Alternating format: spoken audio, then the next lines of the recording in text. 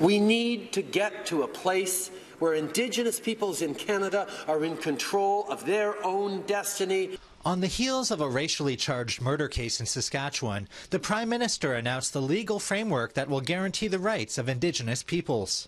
I am pleased to announce that the government will develop, in full partnership with First Nations, Inuit and Métis people, a new recognition and implementation of Indigenous rights framework that will include new ways to recognize and implement Indigenous rights.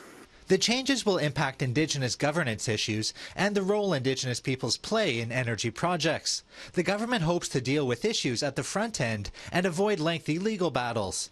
And the announcement also touched on an issue the family of Colton Bushy had been calling for. We will bring forward broad-based, concrete reforms to the criminal justice system, including changes to how juries are selected. Earlier in the day, the Bushy family gave Trudeau some advice about his framework plans. Concrete changes have to follow along with those words and with a framework.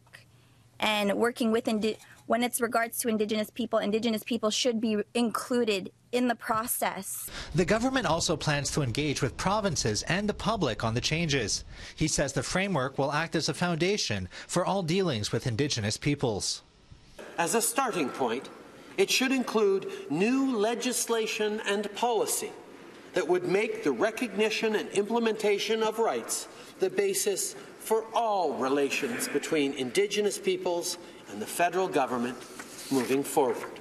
Trudeau says he hopes to have the framework developed by the end of the year, and he hopes to have it implemented by the next election. In Ottawa, Nigel Newlove, City News.